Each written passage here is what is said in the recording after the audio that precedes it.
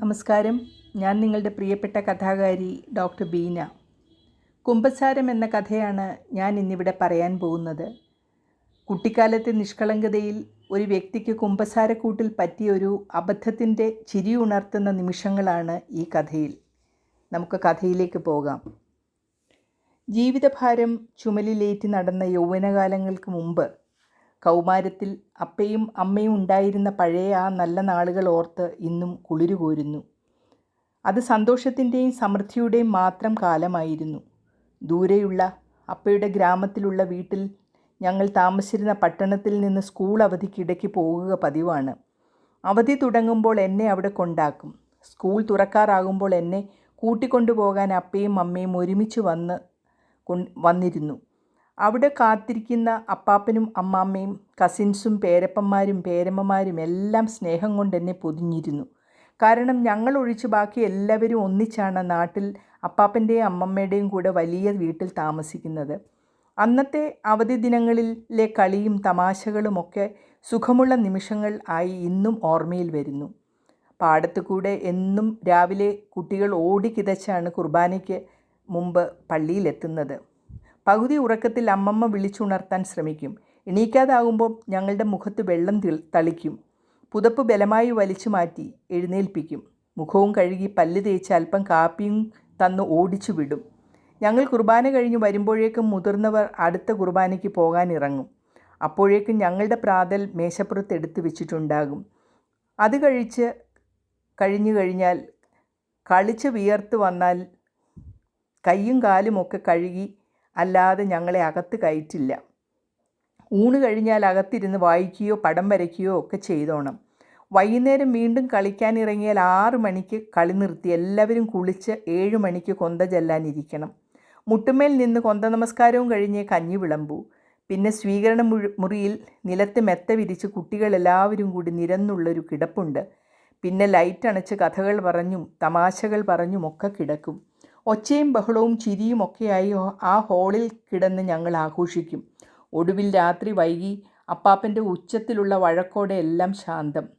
എല്ലാ 2 ആഴ്ചയും കൂടുമ്പോൾ അച്ഛൻ്റെ അടുത്ത് പോയി കുമ്പസരിക്കണം. അതിനും വീട്ടിൽ കർശന നിർദ്ദേശമാണ്. അങ്ങനെ ഒരു ദിവസം ഞങ്ങൾ കുട്ടികൾ കുമ്പസാരിക്കാനായി പള്ളിയിലെത്തി. പോകുന്ന വഴിയിൽ ഞാൻ പേരപ്പൻ്റെ മോളോട് ചോദിച്ചു, ചേച്ചി, ഇവിടുത്തെ അച്ഛനോട് എന്തൊക്കെയാണ് കുമ്പസാരിക്കുമ്പോൾ നമ്മൾ പറയേണ്ടത്? അപ്പോൾ ചേച്ചി പറഞ്ഞു, ഓരോ പ്രാവശ്യവും തെറ്റുകളും പാപങ്ങളും മാറ്റി മാറ്റി വേണം പറയേണ്ടത്, അല്ലെങ്കിൽ അച്ഛൻ വഴക്ക് പറയും. നീ ആദ്യമായിട്ടല്ലേ ഈ അച്ഛൻ്റെ അടുത്ത് കുമ്പസാരിക്കുന്നത്, അതുകൊണ്ട് കട്ടെടുത്തെന്നോ വല്ലതും പറഞ്ഞാൽ മതി.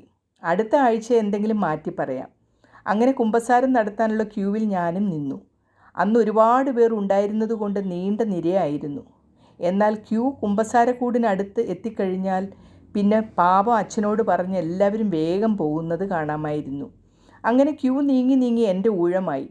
ഞാൻ മുട്ടുകുത്തി കുമ്പസാരക്കൂടിനോട് ചേർന്നിരുന്നു. അച്ഛൻ എന്നോട് പാപം ചെയ്തോ എന്ന് ചോദിക്കാൻ തുടങ്ങിയപ്പോൾ തന്നെ ഞാൻ പറഞ്ഞു, കട്ടെടുത്തു. പാപപരിഹാരം കേൾക്കാൻ കാതോർത്ത് ഒരു മുട്ടുപൊക്കി എണീക്കാൻ തുടങ്ങിയപ്പോൾ അച്ഛൻ ചോദിച്ചു, എന്താണ് നീ കട്ടത്? ഞാൻ അന്താളിച്ചു. എന്തു പറയും? വീണ്ടും അതേ ചോദ്യം അച്ഛൻ ഗൗരവത്തിൽ ചോദിച്ചു. പെട്ടെന്ന് ഞാൻ പറഞ്ഞു, കാശ്. ആരുടെ? ഞാൻ പതറിപ്പോയി. എന്തു പറയും? ആരുടെ കാശെന്നാലോചിച്ച് ഒരു നിമിഷം കഴിഞ്ഞ് ഞാൻ പറഞ്ഞു, അപ്പാപ്പൻ്റെ. നീ എവിടുത്തതെയാ? ഇതുവരെ നിന്നെ കണ്ടിട്ടില്ലല്ലോ. എൻ്റെ സപ്തനാഡികളും തകർന്നുപോയി. മുട്ടത്തുപറമ്പിലെ എന്ന് പറഞ്ഞതും, അപ്പോൾ നീ മുട്ടത്തുപറമ്പിൽ കൊച്ചവരാൻ മുതലാളിയുടെ ആരാ? കൊച്ചുമകൾ. ഏത് മകൻ്റെ? ഇളയ മകൻ്റെ. അയ്യോ, ബെന്നിച്ചൻ്റെ മോളാണോ? കഷ്ടം. ഇത്രയും പേര് കേട്ട ഈ തറവാട് നീ ഒരു ശാപമായി പോയല്ലോ കൊച്ചേ. ചുമ്മാതല്ല, പട്ടണത്തിലെ കൊള്ളരുതായ്മകളൊക്കെ പഠിച്ച് അവധിക്ക് നാട്ടിൽ വന്ന് അപ്പാപ്പൻ്റെ കീശയിൽ നിന്ന് കട്ടുമല്ലേ. നീ ആള് കൊള്ളാമല്ലോ. നിനക്ക് എത്ര വയസ്സായി? നീ ഇപ്പോഴേ ഇത്രയും വിരുദ്ധത്തിയാണെങ്കിൽ വലുതാകുമ്പോൾ നീ ആരായി തീരും? ആരെങ്കിലും അറിഞ്ഞാൽ മുതലാളിയുടെ അന്തസ്സ് പോകില്ലേ? ആ ബെന്നിച്ചൻ ഒരു നല്ലവനായിരുന്നല്ലോ. പട്ടണത്തിൽ പോയി എല്ലാം കളഞ്ഞു കുളിച്ചു. ഇനിയിപ്പോൾ ഞാൻ പറയുന്നത് അനുസരിച്ച് നീ മുന്നോട്ട് പോകണം. അതുകൊണ്ട് പാപപരിഹാരത്തിനുള്ള കാര്യങ്ങൾ ശ്രദ്ധിച്ചു കേട്ട് കൃത്യമായി അടുത്ത 7 ദിവസം കഴിയുമ്പോൾ വീണ്ടും കുമ്പസാരത്തിന് വരണം. പറഞ്ഞതെല്ലാം കേട്ടോ? അച്ഛൻ വീണ്ടും ചോദിച്ചു. എൻ്റെ പുറകിൽ ക്യൂവിൽ കുമ്പസാരത്തിന് കാത്തുനിന്ന വടക്കേലെ അന്നമ്മച്ചേടത്തിയും അയലത്തെ മേരിച്ചേടത്തിയും എന്നെ സൂക്ഷിച്ചു നോക്കിക്കൊണ്ടിരുന്നു. എനിക്ക് മുമ്പേ ക്യൂവിൽ നിന്നിരുന്ന കസിൻസും അതിനു മുമ്പേ നിന്നിരുന്ന കള്ളുകുടിയൻ കുഞ്ഞവറീതും പാൽക്കാരി ത്രേസ്യ ചേട്ടത്തിയും ഒക്കെ 1 മിനിറ്റ് പോലും താമസമില്ലാതെയാണ് കുമ്പസാരം കഴിഞ്ഞു പോയത്. ഒരു അത്ഭുത വസ്തുവിനെ കാണുന്ന പോലെ എല്ലാവരും എന്നെ നോക്കുന്നതും കൂടി കണ്ടപ്പോൾ എനിക്ക് കരച്ചിലടക്കാൻ നന്നേ പാടുപെടേണ്ടി വന്നു. എന്നെയും കാത്ത് അക്ഷമയോട് നിന്നിരുന്ന ചേച്ചിമാരും ചേട്ടന്മാരും എന്താണ് സംഭവിച്ചതെന്നറിയാതെ മാറി മാറി വിഷമിക്കുകയായിരുന്നു. അവരുടെ അടുത്തെത്തിയതും എൻ്റെ അടക്കിപ്പിടിച്ച സങ്കടം അണപൊട്ടി ഒഴുകി. മറ്റാരും കാണാതിരിക്കാൻ അവർ എന്നെയും പിടിച്ചുകൊണ്ട് പാടത്തേക്ക് ഓടി. അവിടെ എത്തിയപ്പോൾ റോസ് ചേച്ചി ചോദിച്ചു, എന്തു പറ്റി മോളെ, എന്താ കുമ്പസാരം ഇത്രയും താമസിച്ചത്? ഞാൻ കരഞ്ഞുകൊണ്ട് നടന്നതെല്ലാം പറഞ്ഞു. ചേച്ചി പറഞ്ഞ പോലെ അച്ഛൻ പാപം എന്താ ചെയ്തതെന്ന് ചോദിച്ചപ്പോൾ ഞാൻ കട്ടെടുത്തു എന്ന് പറഞ്ഞു. എന്താ കട്ടെടുത്തതെന്ന ചോദ്യം അച്ഛൻ ചോദിച്ചു. എന്താണ് പറയേണ്ടതെന്നറിയാതെ ഞാൻ ഇരുന്നപ്പോൾ അച്ഛൻ കടുപ്പിച്ച് വീണ്ടും ചോദിച്ചപ്പോൾ ഞാൻ കാശെന്നറിയാതെ പറഞ്ഞു.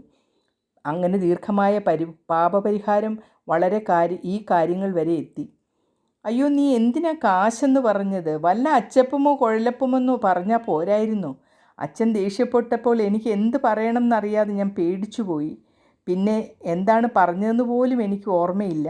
ഞാൻ തേങ്ങി കരഞ്ഞു.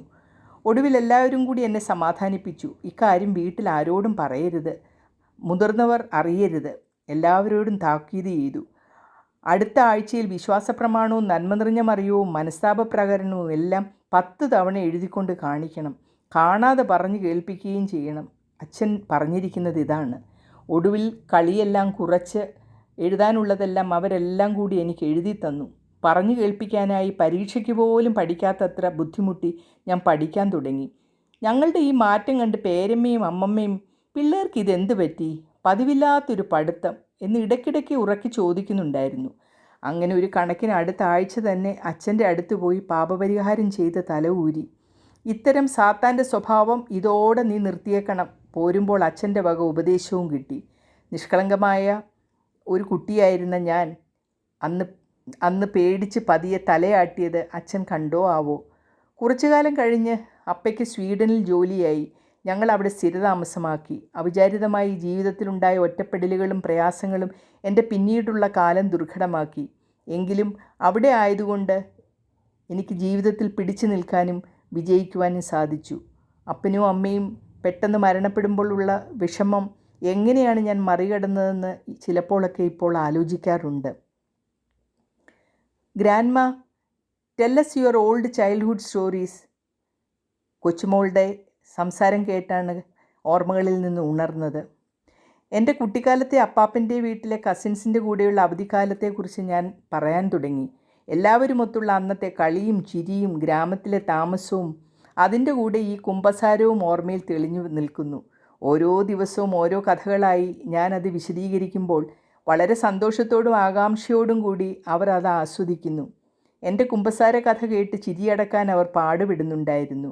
പക്ഷേ എൻ്റെ ഉള്ളിൽ അത് ഓർക്കുമ്പോൾ ഇപ്പോഴും നടുക്കമാണ്. കഥ എങ്ങനെയുണ്ട്? നിങ്ങൾക്കിഷ്ടമായെന്ന് വിചാരിക്കുന്നു. ഇഷ്ടമായെങ്കിൽ തീർച്ചയായും ലൈക്കും കമൻറ്റും ഇടാൻ മറക്കരുത്. ആദ്യമായിട്ടാണ് ഈ ചാനൽ കാണുന്നതെങ്കിൽ സബ്സ്ക്രൈബ് ചെയ്ത് ബെല്ലൈക്കണിൽ ഓൾ എന്ന ഓപ്ഷൻ ഇടുമല്ലോ. ഇനി അടുത്ത കഥയുമായി അടുത്ത എപ്പിസോഡിൽ കാണാം. അതുവരെയും നന്ദി, നമസ്കാരം.